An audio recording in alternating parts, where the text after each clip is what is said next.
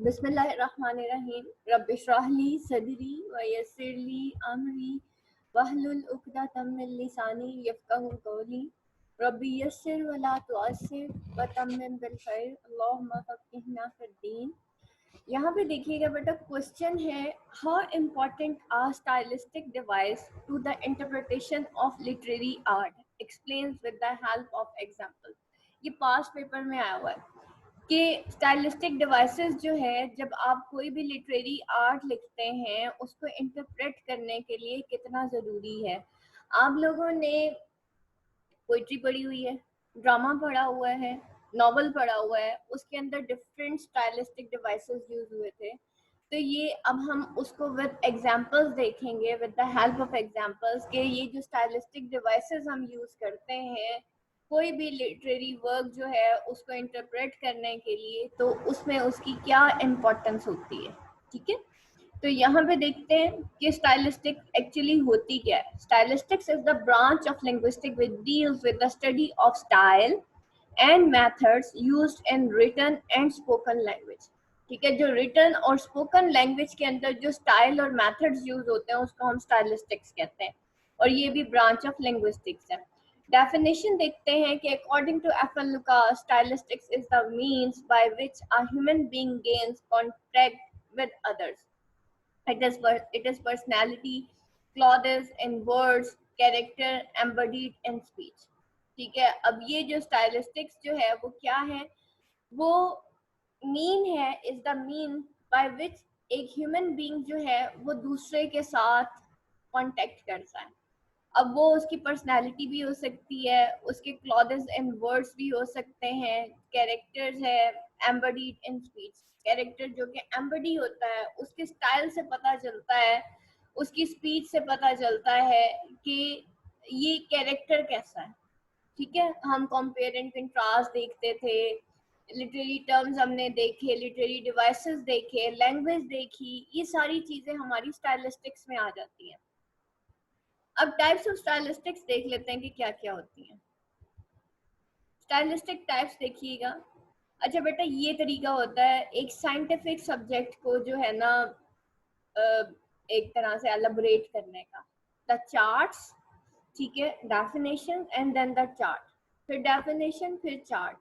तो ये जब भी आप इस तरह से कोई भी आपकी जितनी भी बुक्स होंगी ना उसमें बिल्कुल एक फ्लैट किस्म का कुछ भी लिखा होगा। अगर आप लिंग्विस्टिक्स की बुक्स खोल के देखेंगे, आपने फ्लैट एलैबोरेशन नहीं करनी क्वेश्चन की। जब भी आप एक्सप्लेन करेंगे तो आपने चार्ट्स जरूर बनाने। चार्ट्स का फायदा ये होता है टाइम भी कम लगता है और बात भी समझ आ जाती है, और ये कि एलैबोरेट बड़ा सामने हर चीज नजर आ रही होती है। यहाँ देखें ना, चार्ट बना हुआ है तो आपके लिए आसानी हो जाएगी। और इसी तरीके से जो एलैबोरेट हमेशा इस तरीके से ही होता है। जब भी आप टाइप्स लिखेंगे कि देखेंगे एक स्टूडेंट ने लिखा हुआ है और कितना जबरदस्त उसने चार्ट बना के और ये सारा लिखा है। और ये मैंने ग्रैंड टेस्ट दिया था, लास्ट ईयर की बात है, लिंग्विस्टिक्स में स्टूडेंट्स को, और उन्होंने 100 मार्क्स का टेस्ट जो है 100 मार्क्स के टेस्ट मुझे दिए उन्होंने। तो ये उस स्टूडेंट का की असाइनमेंट थी जो कि आज आपको पढ़ाई जा रही है, और ये उसका टेस्ट था, उसने बिल्कुल ज़बानी लिखा हुआ है ये सारा। तो यहाँ पे देखें स्टाइलिस्टिक की टाइप्स देखें। Phonostylistics, number 2 lexical stylistics, number 3 syntactical stylistics, number 4 psycho stylistics, and then socio stylistics. ये जनाब 5 आप लोगों की टाइप्स हैं। There are several types of stylistics, जिसमें मेन जो है वो 5 हैं, इसके अलावा भी बहुत सारी होती हैं। और स्टाइलिस्टिक्स अगर आप कहीं पे भी खोल के देखेंगे, इससे कहीं ज़्यादा आपको और मटेरियल भी स्टाइलिस्टिक्स का मिल जाएगा। लेकिन हमने क्या करना होता है कि जब आप साइंटिफिक सब्जेक्ट पढ़ रहे होते हैं तो सिर्फ अगर आप उसके कॉन्सेप्ट्स ही एलैबोरेट कर दें, एक्सप्लेन कर दें, तो वो काफ़ी हो जाता है। फोनोस्टाइलिस्टिक्स में देख लेते हैं। It is about words, rhyme, alliteration, onomatopoeia, onomatopoeia and rhythm of writing। ठीक है, ये जो है फोनोस्टाइलिस्टिक्स होते हैं जिसके अंदर हम वर्ड्स पढ़ते हैं, राइम पढ़ते हैं, एलिट्रेशन रिपीटेशन ऑफ वर्ड्स को कहा जाता है, एनोमेटोफोइया एंड रिदम। एनोमेटोफोइया ये जो साउंड्स होती हैं, जैसे चिड़िया की आवाज़ हो गई, कौवे की आवाज़ हो गई, एनोमेटोफिया हो गया। लेक्सिकल स्टाइलिस्टिक्स देखते हैं, it is about word formation, lexicology आपको पता ही है, ठीक है। और ये क्या है, अबाउट वर्ड फॉर्मेशन है, सिनोनिम्स है, यूज ऑफ फॉरेन वर्ड्स है, पन एक्सेट्रा, ये सब लेक्सिकल स्टाइलिस्टिक्स में आता है। सिंटैक्टिकल स्टाइलिस्टिक लेते हैं, deals with the sentence structure, inter relationship of phrases and clauses etcetera, ठीक है। और सिंटेक्स का आपको पता ही है, सेंटेंस स्ट्रक्चर को कहा जाता है। तो इसी तरह सिंटैक्टिकल स्टाइलिस्टिक्स किसे कहते हैं, the sentence structure, inter relationship of phrases और क्लॉजेस एक्सेट्रा, इनको जो है सिंटैक्टिकल स्टाइलिस्टिक्स कहा जाता है। फिर साइकोस्टाइलिस्टिक्स देख लेते हैं, it is about distinguishing style through analysis of author psyche, ठीक है। अब इसके अंदर जो है साइकोस्टाइलिस्टिक्स क्या है कि डिस्टिंग्विश किया जाता है स्टाइल के थ्रू, जिसमें ऑथर की साइकोलॉजी या ऑथर की साइकी जो है उसका एनालिसिस किया जाता है। Socio stylistics, it studies varieties of language in a single text और रजिस्टर, ठीक है। अब इसके अंदर वैरायटीज ऑफ लैंग्वेज यूज की जाती है जो कि एक सिंगल टेक्स्ट के थ्रू एलाबरेट की जाती है, या फिर रजिस्टर, रजिस्टर किसे कहते हैं, सोशल लिंग्विस्टिक्स में आप लोगों ने पढ़ा होगा। What is register class? Ma'am ये रजिस्टर जैसे टीचर का टॉकिंग मतलब वे ऑफ टॉकिंग कुछ और होता है, डॉक्टर की अपनी लैंग्वेज होती है और हमारा अपने बच्चों से बात करने का कोई और होता है, इसको सारे रजिस्टर कहते हैं कि ये रजिस्टर है। हाँ, एक डॉक्टर जो है वो उसकी जो वोकैबुलरी होती है उसकी लैंग्वेज डिफरेंट होती है, एक टीचर का जो है उसकी जो वोकैबुलरी होगी, उसकी जो बात करने का वो जो वर्ड्स की सिलेक्शन होती है वो और होती है, ठीक है। अब वही जैसे मैं कहती हूँ ना कि एक डॉक्टर जो है वो एक पेपर के ऊपर जो भी कुछ लिखता है उसको हम प्रिस्क्रिप्शन कहते हैं, स्टूडेंट्स उसी को नोट्स कहते हैं, ठीक है। और टीचर जो है वो एक अटेंडेंस वाला जो रजिस्टर होता है उसको वो रजिस्टर कहती है, ठीक है। इसी तरीके से हम उसी तरह के रजिस्टर को एक नोटबुक कह देते हैं। तो ये क्या होते हैं, ये होते वही पेपर्स ही हैं। इसी तरीके से ऑफिस में चले जाएं तो उसको फाइल कहा जाता है। तो ये क्या है कि डिफरेंट जगह पे प्लेसेस और प्रोफेशंस के हिसाब से चीज़ों के जो नाम और वोकैबुलरी, इवन नॉर्मली जैसे हम कहते हैं ना बिजनेस लैंग्वेज, उसके बिजनेस के रजिस्टर्स अलग होंगे, एक जो डॉक्टर फील्ड है, मेडिकल फील्ड है, उसके रजिस्टर्स अलग होंगे, यानी कि उसकी वोकैबुलरी अलग होगी। एक डॉक्टर के पास अगर एक शख्स आता है वो उसको पेशेंट कहता है, एक बिजनेसमैन के पास एक बंदा कोई चीज बाय करने आता है वो उसको क्या कहता है कि ये मेरा कस्टमर है, ऐसे ही है ना। तो हालांकि वो भी काम ही कराने आता है, लेकिन डॉक्टर के पास भी एक पेशेंट पैसे दे के ही वो कर, लेकिन वो उसको कहता नहीं ये पेशेंट है, मरीज है, वो कहता नहीं ये मेरा कस्टमर है। मेरे पास एक स्टूडेंट आता, मैं उसको स्टूडेंट कहूंगी। तो क्या होता है कि डिफरेंट प्रोफेशंस और डिफरेंट फील्ड्स के हिसाब से आपकी वोकैबुलरी भी चेंज हो जाती है। तो इसको हम रजिस्टर कहते हैं कि वही चीज होता सेम ही है, लेकिन विद द प्रोफेशन उसकी वोकैबुलरी भी चेंज हो जाती है।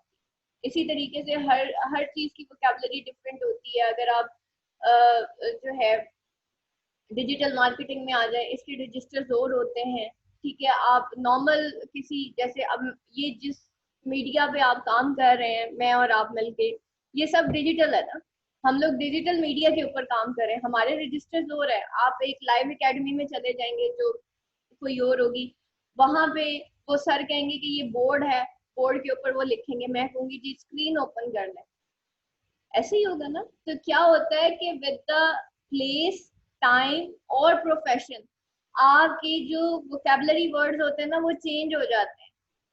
हालांकि बात तो फिर वही हो गई ना, मैं इसको बोर्ड क्यों नहीं कह रही, है जो आपके सामने स्क्रीन खुली हुई है इसको मैं बोर्ड क्यों नहीं कह रही। आप एक नॉर्मल जगह पे जाएंगे, किसी और एकेडमी में जाएंगे, सर कहेंगे जी ये बोर्ड की तरफ देखें, मैं आपको कहती हूँ स्क्रीन की तरफ देखें, ठीक हो गया। तो इस तरीके से प्लेस, टाइम और एक्शंस के हिसाब से और प्रोफेशन के हिसाब से आपकी वोकैबुलरी चेंज हो जाती है। तो इस तरह से इवन बाज़ औक़ात हमें खुद समझ नहीं आ रही होती, हम किसी प्रोफेशनल बंदे को कहते हैं अच्छा इस प्रोफेशन में इसको क्या कहते हैं, तो फिर वो हमें बताते हैं कि इसको जी यूँ कहते हैं। इसी तरह बैंक में आप चले जाएं, उनकी लैंग्वेज और होती है, वो डिफरेंट चीज़ों को कुछ और बात कर रहे होते हैं, अकाउंट्स हैं या जो भी है उनका खाता खाता, तो वो हर चीज़ को डिफरेंट नेम देते हैं और फिर हम उनसे जाके पूछ रहे होते हैं अच्छा आप इसको क्या कहेंगे, इसको क्या कहेंगे, इसका रजिस्टर क्या है, उसका रजिस्टर क्या है। तो that is basically the register, ठीक है। और ये आपकी सोशल लिंग्विस्टिक्स से रिलेट करती है, जिसके अंदर हमने सोशल लिंग्विस्टिक्स में हमने पढ़ा था वैरायटीज ऑफ लैंग्वेज, ठीक है। तो ये अब सोशो स्टाइलिस्टिक्स क्या है, उसके अंदर हम वैरायटीज ऑफ लैंग्वेज पढ़ते हैं इन अ सिंगल टेक्स्ट, ठीक है। और उसके अंदर हम स्पेशली फॉर एग्जांपल रजिस्टर जो है वो हम पढ़ते हैं, देखते हैं, सॉरी। उसके बाद स्कोप ऑफ लिंग्विस्टिक्स देखते हैं कि आज की दुनिया में लिंग्विस्टिक्स का क्या स्कोप है। Stylistics is a broad term that has assumed different meaning from different linguistic scholars. Style in its own, as dignified by Lucas, is the effective use of language, especially in prose, whether to make statement or to arouse emotion. It involves, first of all, power to put fact with clarity and brevity. अब यहाँ पे देखिए वो क्या कहता है कि stylistic जो है वो एक ब्रॉड टर्म है जो कि डिफरेंट मीनिंग को अज्यूम करता है from different linguistic scholars. Different scholars की जो लिंग्विस्टिक मीनिंग्स होते हैं बेटा वो डिफरेंट होते हैं with style in its own as defined by Lucas. अब क्या होता है कि जितने भी राइटर्स होते हैं, जितने भी स्कॉलर्स होते हैं, उनका जो लिखा हुआ तरीका होता है या जो भी उनका स्टाइल होता है उसके थ्रू हम एज्यूम कर रहे होते हैं कि इस स्कॉलर ने क्या बात करने की कोशिश की है और वो हम उसकी साइकी के हिसाब से बात कर रहे होते हैं, उसके कॉन्टेक्स्ट बेस पे हम बात कर रहे होते हैं। तो यहाँ पे वो कहता है कि has assume different meaning from different linguistic scholar. तो स्टाइलिस्टिक्स जो है वो एक ब्रॉड टर्म है जिसके अंदर डिफरेंट स्कॉलर्स ने डिफरेंट मीनिंग्स को एज्यूम किया हुआ है, यानी कि स्टाइलिस्टिक्स के कोई एक मीनिंग नहीं है। स्टाइलिस्टिक एक, मैंने अभी भी आपको यही बात की थी कि स्टाइलिस्टिक्स नॉट ओनली, ये जो अभी मैंने आपको 5 ब्रांचेस पढ़ाई है खाली यहाँ तक महदूद नहीं है। Stylistics is a vast field. बहुत सारी यूनिवर्सिटीज में स्टाइलिस्टिक्स को एज अ सब्जेक्ट पढ़ाया जाता है, या आप लोगों ने जितनी भी अभी ब्रांचेस ऑफ लिंग्विस्टिक्स पढ़ी हैं, हमने जितने चैप्टर्स पढ़े हैं, बहुत सारी यूनिवर्सिटीज में इन स्टाइलिस्टिक्स जो है वो प्रॉपर एक सब्जेक्ट है, बीजेडयू में पढ़ाया जाता है स्टाइलिस्टिक्स। तो स्टाइलिस्टिक्स यहाँ तक महत्वपूर्ण नहीं है, स्टाइलिस्टिक के बहुत जो है मतलब एक वास्ट टर्म है जिसके डिफरेंट स्कॉलर्स ने, लिंग्विस्टिक स्कॉलर्स ने डिफरेंट मीनिंग्स को एज्यूम किया। और style in its own as defined by Lucas, और लुकास ने क्या कहा है, effective use of language especially in prose। ये effective use of language है खास तौर पे जो प्रोज में यूज किया जाता है, whether to make statement, चाहे अब वो स्टेटमेंट बनानी है या कोई इमोशन अराउज करना है। It involve first of all power to put fact with clarity and brevity, और ये इन्वॉल्व करता है फर्स्ट ऑफ ऑल कि एक स्टेटमेंट के अंदर जो है क्लैरिटी और ब्रेविटी। ब्रेविटी कहते हैं किसी भी व्यू पॉइंट को कंसाइज वे में बयान कर देना, ठीक है। टर्सनेस, ब्रेविटी, वो कहते हैं ना दरिया को कूजे में बंद कर देना, हिकमत आमेज बात कर देना। तो क्लैरिटी और ब्रेविटी, ठीक है, यानी कि टर्सनेस जो होती है या एक जो भी आपकी स्टेटमेंट होती है वो जब स्ट्रेट फॉरवर्ड होती है, शॉर्ट टर्म में बात की जाती है, और वो दरिया को कूजे में बात करके जो बात की जाती है एक्चुअली, उसको कहते हैं brevity. Due to this stylistic becomes an essential equipment of text analysis, but more specifically literary criticism, ठीक है। और इसी वजह से स्टाइलिस्टिक जो है वो एक एसेंशियल इक्विपमेंट बन गया ऑफ टेक्स्ट एनालिसिस का, और स्पेशली ये लिटरेरी क्रिटिसिज्म का बहुत स्पेसिफिकली जो है इम्पोर्टेंट एक जो टूल है वो है। लिंग्विस्टिक्स देखते हैं अब हम किस तरीके से उसको डिवाइड करते हैं। एक तरफ तो लिटरेरी क्रिटिसिज्म की तरफ लिंग्विस्टिक्स आती है और दूसरी तरफ हम कॉग्निटिव साइंस को देखते हैं। However, stylistic interpretations are for all language and not just literature। और ये जो stylistic interpretations हैं ये तमाम लैंग्वेज के लिए होती है, जस्ट लिटरेचर के लिए नहीं है। अब अगर हम स्टाइलिस्टिक्स को देखते हैं तो उसको हम 2 हिस्सों में डिवाइड कर देते हैं मेन। एक लिटरेरी स्टाइलिस्टिक्स होती है और एक जनरल स्टाइलिस्टिक्स होती है, यानी कि लिटरेरी स्टाइलिस्टिक्स जो रिलेटेड टू लिटरेचर होती है और जनरल स्टाइलिस्टिक्स जो ओवरऑल हम स्टाइलिस्टिक्स को लेके चलते हैं। जैसे उसने पीछे कहा ना कि ये जो स्टाइलिस्टिक्स होती है ये खाली जो है लिटरेचर तक महदूद नहीं है, बल्कि तमाम लैंग्वेजेस की इंटरप्रिटेशन के लिए स्टाइलिस्टिक्स को यूज किया जाता है। अब लिटरेरी स्टाइलिस्टिक्स क्या है? Concentrate on the unique feature of various literary works such as poem, novel, prose and drama. Literary stylistics आपको पता होना चाहिए लिटरेचर से रिलेटेड है, और लिटरेचर में क्या क्या चीजें आ जाती है, पोइट्री है, नॉवल है, प्रोज, ड्रामा एक्सेट्रा, ये सब लिटरेरी स्टाइलिस्टिक्स है। और जनरल स्टाइलिस्टिक्स क्या होगी? Related to the language, work on the general features of various types of language used, indicating literary discourse and the practical style। ठीक है, तो जनरल स्टाइलिस्टिक्स लैंग्वेज से रिलेट करती है। अब उसके बाद देखते हैं कि use and importance of stylistics क्या है। Stylistics is a very important subject because it helps in describing. अच्छा, स्टाइलिस्टिक्स जो है बहुत इंपॉर्टेंट सब्जेक्ट है क्योंकि ये डिस्क्राइब क्या क्या करता है? इमोशंस को, साउंड्स को, meanings, features, characterization, power of words, figure of speech, ठीक है, और एक्सेट्रा।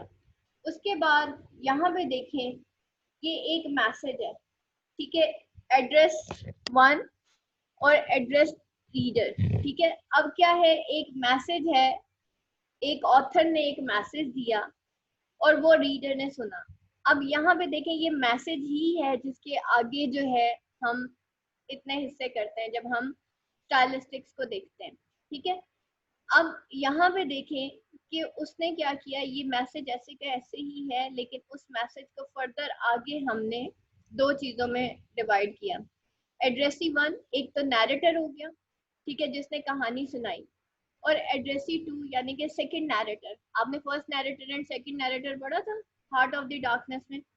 तो अब क्या हुआ कि एक सबसे पहले हमने यहाँ पे देखा कि सबसे पहले ऑथर है जिसे एड्रेस किया है, और फिर किससे एड्रेस किया? रीडर ने। ऑथर ने एक कहानी लिखी जिसको हम मैसेज बोलते हैं, और रीडर ने किसको सुनाई उसने कहानी? एक रीडर ने से एड्रेस की। अब जो है वही कहानी, वही मैसेज जो है वो कन्वर्ट हुआ, उसमें हमने first narrator and second narrator देखा, ठीक है। अब यहाँ पे देखें, उसके बाद जो है एड्रेस थ्री, उसमें character A and character B, वही मैसेज किसके थ्रू रिवील हुआ? उसके कैरेक्टर्स के थ्रू, ठीक है। अब कहने को ये मैसेज ही है, लेकिन क्या है कि इस तरीके से वो मैसेज या वो कहानी जो है वो ट्रेवल करती है। More it is the study of all the technical sides of the text.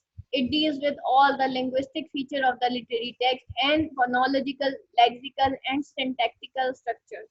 As it has been stated, there is no conflict between linguistics and literature. The real linguistics is at least half a literature, and real literature is at least half a linguistics. अब यहाँ पे वो कहता है कि भाई linguistics और literature में कोई खास फर्क नहीं है। क्यों? क्योंकि there is no conflict between linguistics and literature. जो रियल लिंग्विस्टिक्स है वो एटलीस्ट हाफ जो है वो लिटरेचर ही है। अगर हम स्टाइलिस्टिक्स व्यू पॉइंट से भी देखें, ओवरऑल भी हमने जिस तरह से लिंग्विस्टिक्स को पढ़ा, और रियल लिटरेचर जो है वो हाफ लिंग्विस्टिक्स ही है, ठीक है। तो ये दोनों आपस में एक दूसरे के ऊपर इंटरडिपेंडेंट है। However, to analyze text using stylistics, to analyze poem, it needs to examine the following stylistic aspects, ठीक है। अगर जब हम poem को analyze करते हैं तो हम following stylistic aspects जो है वो use करते हैं। ये तो खैर सबको ही पता होगा। Style including words, choices, sentence length and tone. Theme on philosophy of life, एक पोएम के अंदर हम क्या क्या स्टाइलिस्टिक एस्पेक्ट्स यूज करते हैं। फिर एनी डेविएशन और stylistic devices, techniques and distinction, the topic being explored. Theme होती है उसके अंदर, writers purpose behind the fabrication of the story is the most important thing. Portrayal of characters होते हैं, उसमें डायलॉग्स होते हैं, प्लॉट होता है, सिग्निफिकेंस ऑफ द टाइम। आगे हम अगर हम लिंग्विस्टिक्स एनालिसिस देखें तो लिंग्विस्टिक्स एनालिसिस इंटरडिपेंडेंट होता है कॉन्टेक्चुअल एनालिसिस के ऊपर और फिर इंटरटेक्सचुअल एनालिसिस के ऊपर। ठीक है, ये दो चीजें होती हैं कि दो तरह के एनालिसिस होते हैं लिंग्विस्टिक्स के अंदर, एक कॉन्टेक्चुअल एनालिसिस होता है और एक इंटरटेक्सचुअल एनालिसिस होता है। जो कॉन्टेक्चुअल एनालिसिस होता है वो डिपेंड करता है टेक्स्ट के ऊपर। नंबर 2 जो है आप लोगों का जो है इंटरटेक्सचुअल एनालिसिस के ऊपर, देन सेमियोटिक सिग्निफिकेशन के ऊपर और फिर इंटरप्रिटेशन के ऊपर वो डिपेंड करता है। तो लिंग्विस्टिक एनालिसिस जो है वो क्या होता है कि दो तरह के एनालिसिस होते हैं, जो कि कॉन्टेक्चुअल होते हैं और इंटरटेक्सचुअल होता है। और इसी को अगर हम देखें तो contextual based on text, then semiotic significance and then interpretation. Discourse also has a very significant role in stylistics. Figurative modes of expression are features of all adult discourse. News, reporting, journalism, and even official formal and informal writings are sprinkled with metaphorical expression. अच्छा जी, ये discourse जो है वो भी बहुत ज्यादा important role play करता है स्टाइलिस्टिक्स में। फिगर मोड्स जो है, फिगर मोड्स ऑफ एक्सप्रेशन, ये वो फीचर्स हैं तमाम ऑफ ऑल एडल्ट डिस्कोर्स के। जैसे फॉर एग्जांपल न्यूज़ रिपोर्टिंग होती है, जर्नलिज्म है, even official formal informal writing, ये क्या है, ये are sprinkled with metaphorical expression. इनको स्प्रिंकल किया जाता है, यानी कि एनालाइज किया जाता है, एक्सप्लेन किया जाता है थ्रू मेटाफोरिकल एक्सप्रेशंस के थ्रू। और ये जो फॉलोइंग डिवाइसेस है ये यूज किए जाते हैं for this task. Number 1 pun, then oxymoron. Pun देख लेते हैं क्या होता है फन का। ये सारी चीजें आपको लिटरेरी डिवाइसेस पता होंगी। Pun is the manipulation of words. Fun is the manipulation of words upon an expression that has more than one meaning. It is used to bring humor and laughter. Pun आपको पता ही है, humerus एक device है, humour के अंदर use होता है। Specially हमने देखा था लास्ट ईयर, हमने इम्पोर्टेंस ऑफ बीइंग अर्नेस्ट पढ़ा था। तो इम्पोर्टेंस ऑफ बीइंग अर्नेस्ट के अंदर हमने बहुत सारे फन्स पढ़े थे, है ना। ह्यूमरस ड्रामास के अंदर यूज होता है, ह्यूमरस पोइट्री के अंदर, या जो भी ह्यूमरस राइटिंग होगी उसमें ये फन और ये इस तरह की चीजें यूज हुई थी। सरकास्म हो गया, फन हो गया, इसके अलावा फार्स हो गया, ये सब ह्यूमरस डिवाइसेस हैं। फिर oxymoron is a figure of speech in which two opposite ideas join to create an effect. Oxymoron simply मैं आपको बता देती हूँ, कंपेयर एंड कंट्रास्ट को कहते हैं। ठीक है, दो चीजों को, दो ऑपोजिट चीजों को आमने सामने रख के उसको कंपेयर एंड कंट्रास्ट करना, उसको ऑक्सीमोरोन कहते हैं। ठीक हो गया। तो एक फिगर ऑफ स्पीच है जिसके अंदर दो ऑपोजिट आइडियाज जो हैं वो उनको आमने सामने रखा जाता है ताकि एक इफेक्ट क्रिएट हो जाए। यहाँ पे एग्जांपल लिख लीजिएगा, जैसे ब्लैक एंड व्हाइट हो गया, ठीक है, इसी तरीके से लाइट एंड डार्क हो गया। तो ये ऑक्सीमोरोन होते हैं, दो ऑपोजिट चीजों को आमने सामने रख के जो आइडिया होता है उसको हाईलाइट किया जाता है। पर्सोनिफिकेशन, पर्सोनिफिकेशन आपको पता ही है कि इन एनिमेटेड ऑब्जेक्ट को अगर ह्यूमन एट्रीब्यूट्स दे दिए जाए तो उसको हम पर्सोनिफिकेशन कहते हैं। जैसे हम कहते हैं उर्दू में चांद जमीन पे उतर आया। चांद जो है वो एक इन एनिमेट ऑब्जेक्ट है, वो एक ऐसी ऑब्जेक्ट है जो हिल नहीं सकती अपनी जगह से। लेकिन जब हम उसको ये कह देते हैं चांद जमीन पे उतर आया, तो चांद जमीन पे कभी नहीं उतर सकता। लेकिन हम क्या कहते हैं, किसी खूबसूरत लड़की को देख के हम क्या कहते हैं कि जैसे चांद जमीन पे उतर आया, ऐसे ही बोलते हैं। तो चांद तो जमीन पे नहीं उतर सकते, लेकिन हमने क्या कर दिया, चांद को पर्सोनिफाई कर दिया to explain the beauty of some lady, ऐसे ही है। तो इसको हम पर्सोनिफिकेशन कहते हैं। इसी तरीके से आप देखते होंगे कार्टूनिंग के अंदर ये चीज बड़ी यूज होती है। आजकल वो अक्सर लंच बॉक्सेस के ऊपर एक ब्रेड बनी होती है, उसकी आंखें, नाक, कान वगैरह बने हुए होते हैं, लेकिन वो तो खैर एक कार्टूनिंग में आ जाता है। लेकिन नॉर्मली जो राइटिंग्स के अंदर जो हम फ्रेजेस यूज कर देते हैं ना, इस तरह के पर्सोनिफाई कर देते हैं चीजों को, इन एनिमेट ऑब्जेक्ट को जो है हम एनिमेटेड ट्रेट्स दे देते हैं, ह्यूमन ट्रेट्स दे देते हैं, तो उसको कहते हैं personification. The personification is a figure of speech in which a thing, an idea, or an animal is given human attributes. किसी भी चीज को, किसी आइडिया को, इसके साथ साथ लिख लें इनएनिमेट ऑब्जेक्ट को जो है, या किसी एनिमल को अगर ह्यूमन एट्रीब्यूट्स दे दिए जाए तो उसको हम पर्सोनिफिकेशन कहते हैं। और पर्सोनिफिकेशन किससे निकला? पर्सोनिफाई से निकला। पर्सोनिफाई किससे निकला? पर्सन से निकला। पर्सन किसे कहते हैं? इंसान को कहते हैं, ह्यूमन बीइंग को कहते हैं। ठीक होगी? तो पर्सोनिफिकेशन आपके जहन में होना चाहिए कि ह्यूमन एट्रीब्यूट्स की बात हो रही है। उसके बाद सिमिली, सिमिली आपको पता ही है किसे कहते हैं? A type of comparison mode by using as or like. ठीक है, she is as white as dove. So understatement is the presentation of something as being smaller or less or good or important than it really is. Hyperbole, ठीक है, exaggeration को कहते हैं। Is exaggeration, it means presenting something greater than actually it is. Hyperbole हमने John Donne की poetry में बहुत ज्यादा पढ़ा, उसमें उसने बहुत ज्यादा एक्सेजरेशन की हुई थी। अच्छा जी, उसके बाद सरकाज़्म, ये भी ह्यूमरस लिटरेरी डिवाइस है, is use of irony to mock or convey contempt. Irony is the expression of something having a meaning that is normally signifies the opposite. Irony कहते हैं expression of something, एक ऐसे idea को जिसके opposite meaning हो। ठीक है, या इंसान एक्सपेक्ट कुछ और कर रहा हो लेकिन वो कुछ और जाए।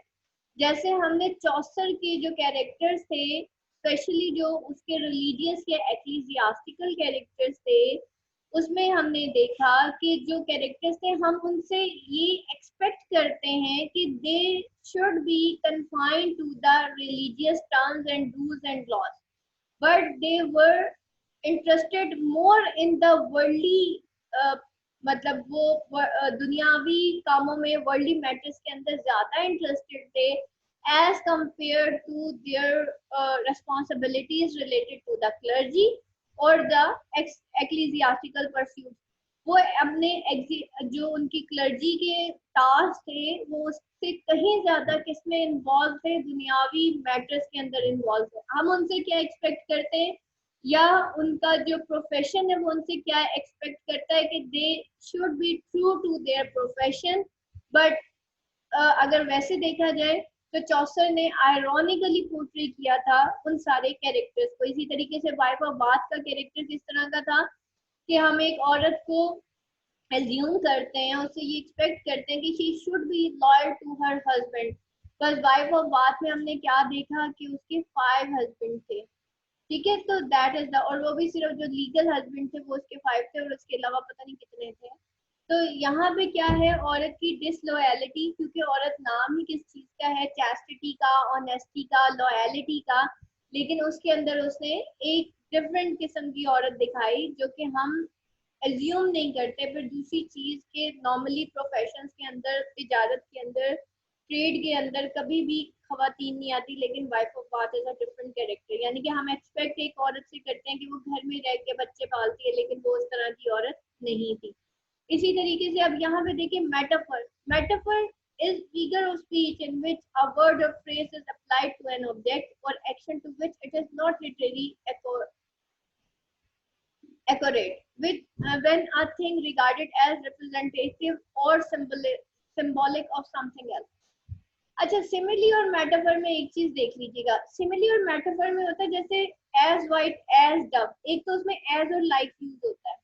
मेटाफर में होता है दो ऑपोजिट ऑब्जेक्ट्स होती है लेकिन उनके ट्रेड्स सेम होते हैं, उनके ट्रेड्स सेम होते हैं। यानी कि जैसे जैसे हमने थॉट फॉक्स पढ़ी थी ना टेडी की, उसके अंदर देखें कि वो एक दो आइडियाज को, यानी कि एक फॉक्स का आइडिया लेता है और उसको एज अ मेटाफर वो यूज करता है कि जैसे फॉक्स एक रात के अंधेरे में एक रूम में दाखिल होती है, सेम उसी तरीके से एक पोएट के माइंड में बिल्कुल आइसोलेशन के अंदर, खामोशी में, उसके दिमाग में एक सोच एंटर होती है, एक इंस्पिरेशन आती है वो इंस्पिरेशन फाइनली पोइट्री बनती है। जैसे फॉक्स के कदम जो हैं वो वहां पे हमने देखा स्नो पे रह जाते हैं ना, इसी तरीके से एक आइडिया जो होता है, एक इम्प्रेशन जो होता है, जो पोइट के माइंड में बनता है, जो उसकी इंस्पिरेशन होती है, फाइनली वो एक प्रोसेस से गुजरते हुए देन वो एक पीस ऑफ पेपर पे लिख दी जाती है। अब देखने को दो आइडियाज है, एक तरफ फॉक्स थी जो कि एंटर होती है एक डार्क रूम के अंदर, और दूसरी तरफ वो पोइटिक इंस्पिरेशन थी जो एंटर होती है एक डार्क माइंड के अंदर, और वो उस माइंड को एनलाइटन करती है और फाइनली वो पीस ऑफ पेपर के ऊपर प्रिंट होती है। इट मीन्स के दो आइडियाज हैं, सॉरी एक ही दो चीजें हैं, दो कॉन्सेप्ट्स हैं, लेकिन उनके ट्रेड सेम है। The way fox enter in a dark room and the way a poetic idea enter into the poet brain, ठीक है, उसकी सोर्स ऑफ इंस्पिरेशन जो बनता है एंड फाइनली वो आइडिया हमारे सामने आ जाता है। तो इस तरीके से जब हम आइडियाज को आपस में कंपेयर एंड कंट्रास्ट करते हैं, उसके ट्रेड्स जो हैं वो सेम हो जाते हैं, यानी कि टू डिफरेंट आइडियाज को लेके, लेकिन उसके जो ट्रेड्स हैं, the fox enter in a dark room and the idea enter into a vacant brain, ठीक है, सेम एज द केस। तो यहाँ पे क्या होता है, उसके ट्रेड सेम हो जाते हैं दो डिफरेंट आइडियाज के। तो फिर हम कहते हैं कि जब हम दो डिफरेंट आइडियाज को कंपेयर एंड कंट्रास्ट करते हैं तो उसको हम मेटाफर कहते हैं, ठीक है। आगे चलते हैं। सिंबलिज्म, सिंबलिज्म का तो सबको ही पता है, the use of symbols to signify ideas and qualities by giving them symbolic meaning that are different from their literal sense. In a nutshell, stylistics is particular scientific, methodical, and objective. It stresses upon the need to have an understanding of common stylistic device for better discourse and writing, and better understanding of discourse and text, ठीक है। अब जो है वो जो है stylistics use होती है ताकि हम क्या करें कि राइटिंग को बेटर तरीके से डिवाइस फॉर बेटर डिस्कोर्स के, और राइटिंग टू बेटर अंडरस्टैंड, ठीक है। तो एक राइटिंग को बेटर अंडरस्टैंड करने के लिए और उसको एक स्टाइल, खूबसूरत स्टाइल देने के लिए, एक इंप्रेशन देने के लिए जो टेक्निक यूज होती है, जो ब्रांच डील करती है इस तमाम मैटर्स को, उसको हम स्टाइलिस्टिक्स कहते हैं, ठीक है। ये बेटा आज का आपका लेसन जो है वो कंप्लीट